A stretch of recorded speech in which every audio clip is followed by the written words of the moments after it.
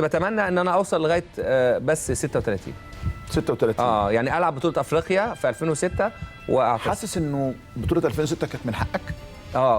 طبعا، لان انا الحارس رقم 1 في المنتخب في اخر مباراه في تصفيات كاس العالم، او المباراه اللي قبل الاخيره في تصفيات كاس العالم مع كوت ديفوار، وماشي في الطريق وبالعكس وعامل موسم كويس جدا مع النادي المصري.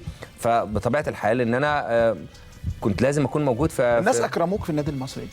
في النادي المصري جدا يعني جداً. من الايام اللي قضيتها ايام جميله الحقيقه مع مجلس الاداره، مع الحاج سيد ومع الجمهور ومع الشعب بورسعيد. يعني ده يخليني اسالك، انت بتتمتع بحب جمهور الاهلي والمصري.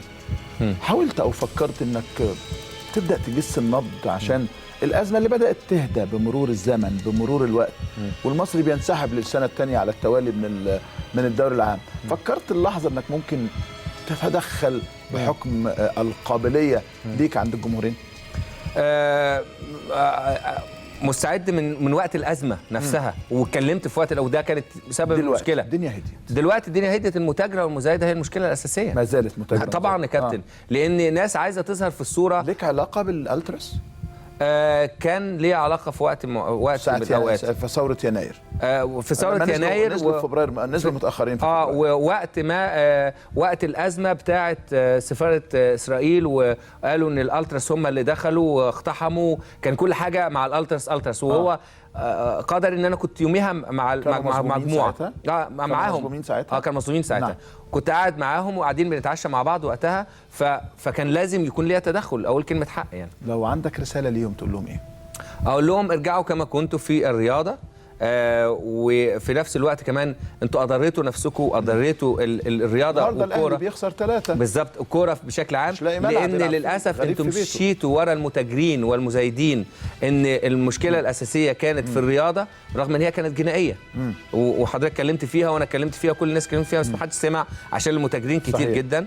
نادر، عندك شك دلوقتي انه اللي دبر للجريمه دي غير المتهم الاصلي، غير المتهم اللي موجود دلوقتي بوضوح؟ ولو اني ما بحبش ده. الان تتجه اصابع الاتهام الى بعضا من قيادات مثلا التيار المتأسلم. مش عايز اغلط في حد.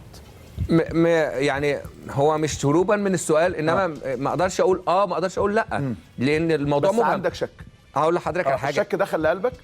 انا كنت دايما بقول في الجميع، جماهيري في الجميع يا كابتن. في الجميع، يعني الشك في الجميع. ما دام ما فيش، وانا قلت الكلام ده ويمكن ده زعل مجلس الاداره في الاهلي. انا قلت مش عايزين ان احنا في الاخر نودي الموضوع الاتجاه على كوره ورياضه واستاد وحاجات من دي. الامر امر جنائي، فكل واحد اذنب لازم يتعاقب، والمسؤول عليه المسؤوليه الموجبه. كل ده متفقين عليه، لكن هل بدا الشك يساورك انه في متهم جديد في قضيه المصري والاهلي؟ طبعا. طبعا. سؤالي الاخير